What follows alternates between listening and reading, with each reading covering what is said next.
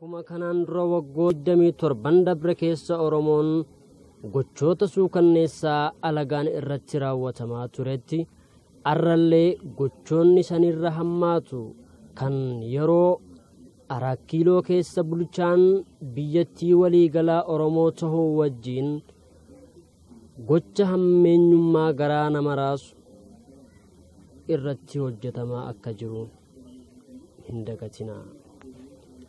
Ija koo amanuun dadhabe haati Oromoo tokko ciniinsuu utuu hospitaala deemtuu diina fagoo osoo hin taane poolisii Oromiyaatiin ajjeefamtee dubartiin ciniinsurra jirtu akkamiin ajjeefamti?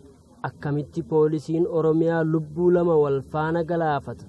Maali dhiiroo diinummaan akkasii Oromoon kanaaf qabsaa'e?